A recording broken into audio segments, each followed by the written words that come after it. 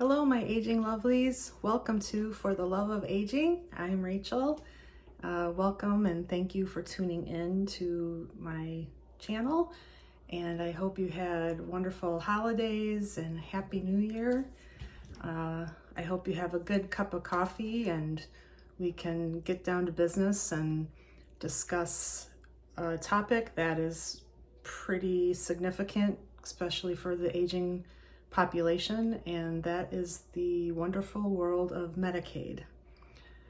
Now, Medicaid is huge, and I'm really going to discuss the Medicaid that targets the aging population mainly. But what I would like to give is a basic definition that I looked up so that I make sure that I'm giving the correct information. Basic definition of Medicaid is it's a federal and state program that provides health coverage to qualified individuals. Qualified individuals would mean persons that are low income. They look at income and assets in order to qualify for the Medicaid health coverage. Specifically, for the aging population, I would call it more like long-term care Medicaid. So the Medicaid that of being qualified for would help cover usual health coverage with doctor's visits, hospitalizations, medications. But it also would help with care needs, in-home services in your home, or if you're in a residential setting like an adult foster care home or homes for the aged, and also for long-term care facilities, nursing homes. So that Medicaid is a long-term care Medicaid. And there's a little more different qualifications for that. The income level is different for eligibility purposes, and it can be sticky and dicey with talking about this because, again, each state is different. They run the programs differently. Some may be somewhat similar, and some may be completely different as to how each state runs their Medicaid programs. So what I'm going to try to do is, through my experience, the state that I live in, these are what is looked at. So for the long-term care planning Medicaid, in our state, in my state, the income is a lot higher than what a community Medicaid would be, so straight Medicaid. Our income level is quite a bit higher in order to be qualified for Medicaid. And then there's the assets, and what is looked at are countable assets, and you need to meet or be under that asset limit that the state requires. So for instance, say that you are Medicaid eligible, your income is going to be under the Medicaid limit for long-term Medicaid, which is about $2,742. It needs to be the gross amount. So, you need to add back in if you are, if you have Medicare, sometimes they take the money out to pay for Part B. So you need to add that back in. If you've got health insurance monies that are being paid out every month, you need to add that back in too. So you need the gross amount of what your income is. If you are a penny over, you're not going to qualify for Medicaid income-wise for that particular year. So generally, every year the Medicaid income limit goes up. So you might not qualify at that moment, but give it a year and hopefully they will raise the income limit. Asset-wise, they look at all assets, and there are exempt assets that they do not count. So non-countable assets, which is a home. You can own your own home, and you can own one car, and those two things they do not count as assets. Everything else they're going to count as assets. Anything in your bank, checking, savings,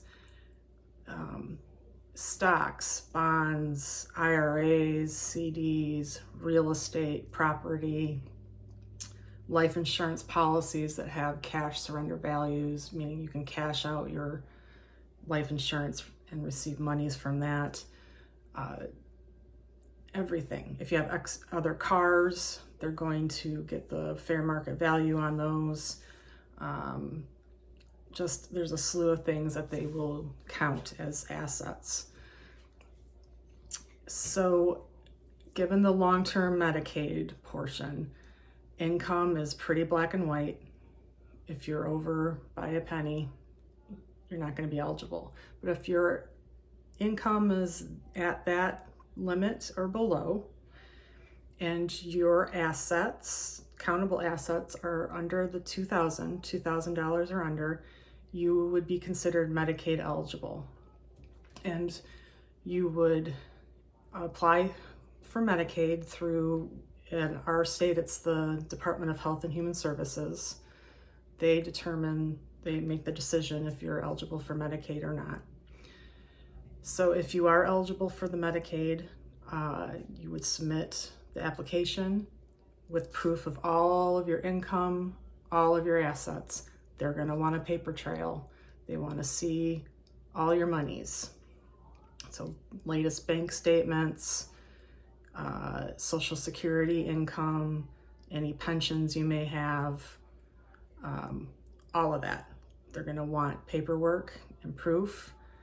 And once all that is submitted and they decide, yes, you qualify for Medicaid, Medicaid is considered the last resort payer for health insurance. So if you have Medicare, which Medicare is a whole other thing. People that turn 65, we all are eligible for Medicare. Not all, but most are eligible for Medicare at 65. They don't help with in-home services. They don't help with long-term care services at all. Medicare is a health insurance plan, but it doesn't cover any of the things that we're talking about, what Medicaid would cover for long-term care supports and services. So you're on Medicaid and you are in need of, whether you're living in your home or in like a residential setting, we call that home and community-based settings.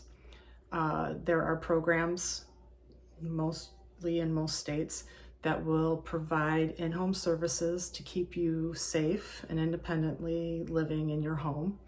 That Medicaid portion will pay for those services. If you're in a nursing home, 90%,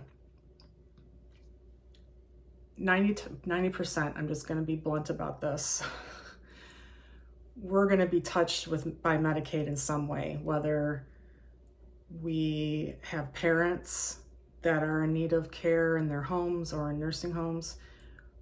If, God willing, we get to a ripe old age and we've spent all of our retirement, if we have that, we're going to need to apply for Medicaid.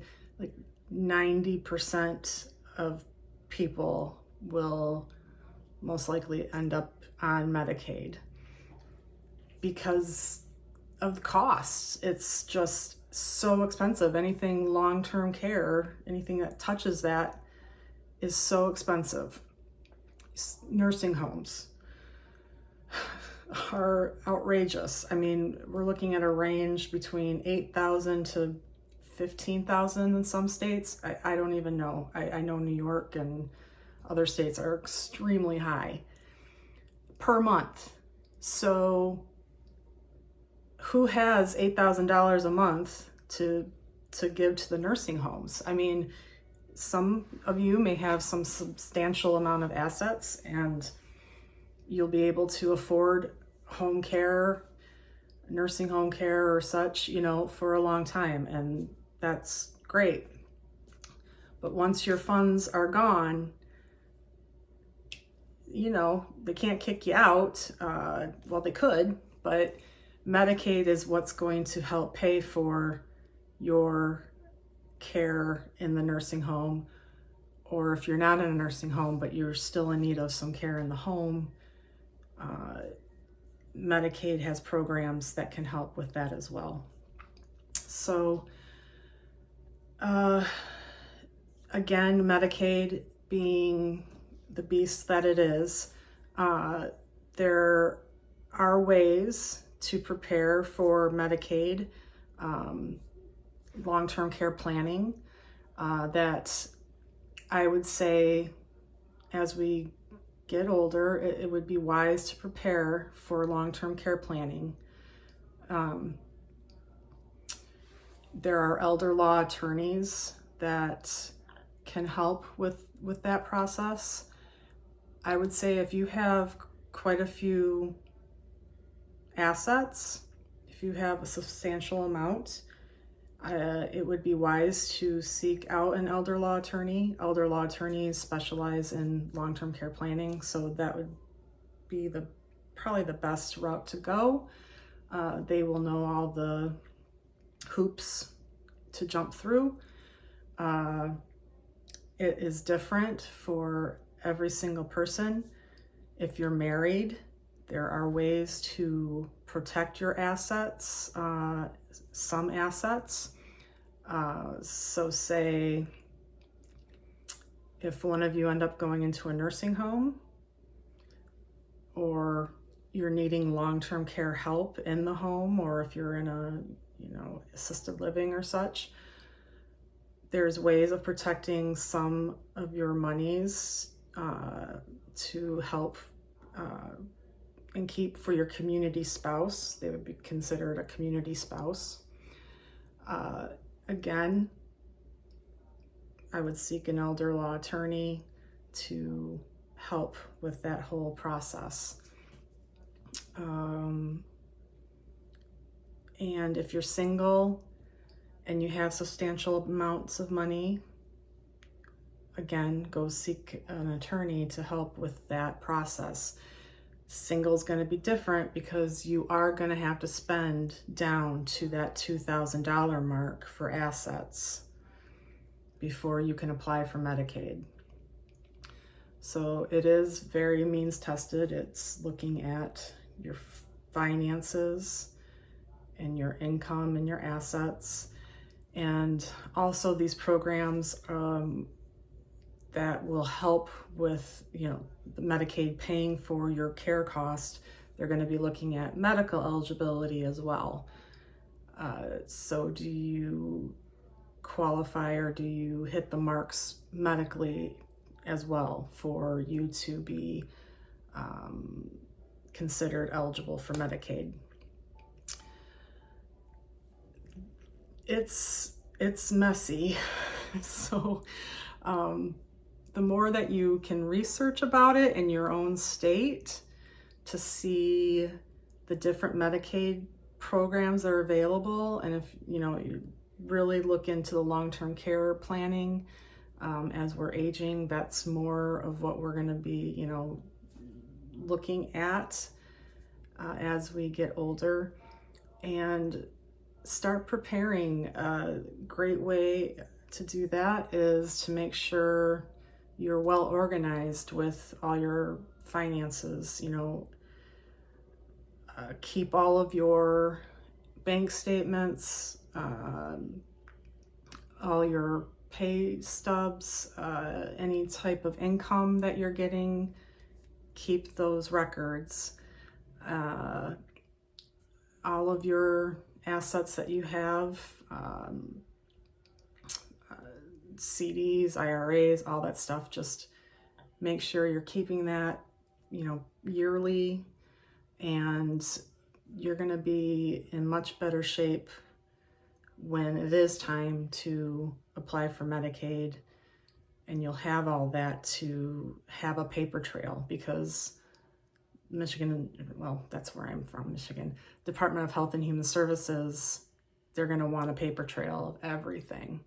And if you have to spend down assets, there's going to be some penalties to that. You can't just give away your monies to your heirs, to your kids or grandkids. They'll see that as, I believe they call it divestment, and there's penalty periods with all that. I mean, it's so messy. So the more that you research and prepare yourself, the better shape you're going to be in at that time when that happens. And like I said, I'm being blunt, many of us that if we live a ripe old age are going to probably be in that situation. So that's it for Medicaid, folks. If you have any questions or comments, I do think you need an account to be able to do that, but leave a message, a comment, or a question in the comment section. And if you like this video, you can hit the like button or subscribe to my channel if you want to hear more things. And until then, until next time, stay well and stay prepared with things, and we'll all get through this together. So take care. Bye.